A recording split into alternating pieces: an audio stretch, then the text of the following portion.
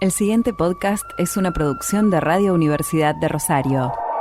Radio UNR. Y aquí estamos en ABC de domingo recibiendo a la grata visita de Andrea Ocampo. ¿Cómo estás? Bienvenida. Hola, ¿qué tal? Buen día. Y aquí en ABC, hoy con una pregunta existencial. Ay. Mira, la propuesta de Andrea, sinceramente, es una pregunta existencial, ¿eh? La pregunta es, autores y sus obras. ¿Autores o obras? ¿Por dónde vamos?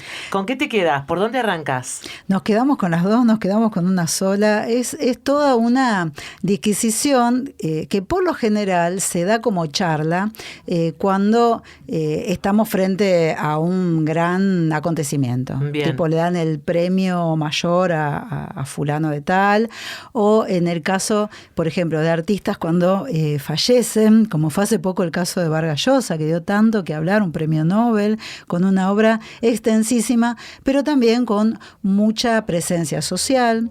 Posicionamiento político. Militante político, candidato, etcétera. Entonces, claro, esa relevancia en otros planos que no son el plano de la literatura nos hizo partícipes de aspectos de su vida y de su manera de pensar el mundo y sus habitantes, que terminó siendo muy cuestionado, porque quizás no se hablaba tanto de las obras en sí mismas, sino se hablaba más de qué hacemos, las leemos, no las leemos, lo sigo leyendo, sabiendo todas estas cosas.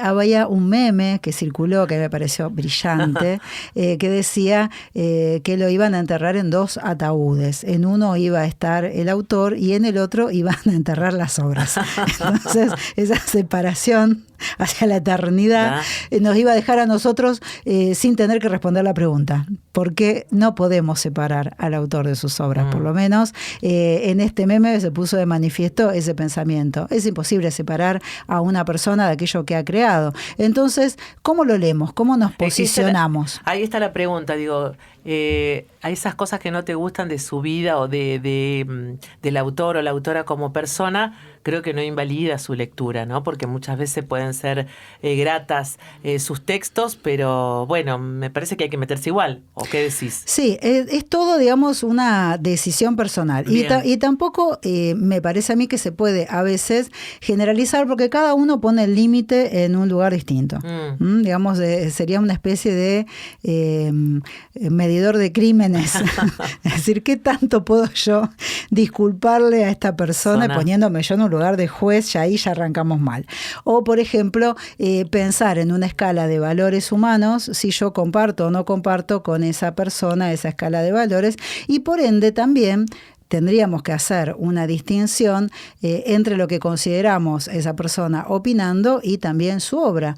Pero en esa obra, en la obra de cualquiera de nosotros, así estemos haciendo, no sé, una rima, escribiendo una dedicatoria en una tarjeta de cumpleaños, diciendo cosas a corazón abierto, todo lo que hacemos y sobre todo lo que involucra la palabra, siempre está reflejando o transluciendo ideas y cosas que sentimos muy profundamente. Entonces, muchas veces estos autores que son separados de sus obras, en realidad sus obras se parecen mucho a todas estas cosas que uno le encuentra por fuera de las obras. Y ahí es donde quizás tenemos que los lectores, sobre todo los espectadores, los oyentes, hacer un ejercicio hacia nosotros mismos y pensar, bueno, ¿cuál era la expectativa en relación a esa obra y ese autor? ¿Y por qué a veces a algunos autores les achacamos más deberes y obligaciones que a otras personas que quizás están en condiciones de ser evaluados? Porque un escritor no se postula para que uno lo vote. En todo caso, uno lee, no lee, por supuesto lo tiene que leer para hablar bien o mal de esa no obra. No sin saber. No vamos a hablar sin saber, pero tampoco hay de su parte el interés en que uno participe de esa manera, diferente a alguien que quiere que lo voten para representarnos. Los artistas no nos están representando porque los hayamos elegido. Es otro el diálogo que se establece. Entonces, pensarnos sí como personas y personas personas muy, digamos, fáciles de descarrilar, ahí lo que tenemos que pensar es, bueno, hasta qué punto esas expectativas y hasta qué punto esa escala de valores que yo pienso que tiene que tener un artista coincide o no con lo que se ha propuesto ese artista. Para mí hay cosas que son imperdonables y cuando uno lee la obra de esos autores a veces no las podemos soslayar, pero sí podemos leer esa obra no desconociendo, sino conociendo, sabiendo que es un ser humano, que por esas cosas que nosotros pensamos alejarnos de la obra, quizás tenga que hacer algún tipo de reparación o algún tipo de penalización, pero que no va a ser dejar de leerlo, sino que es otra cosa. Quizás tenga que ir preso, pero no por eso lo vamos a dejar de leer.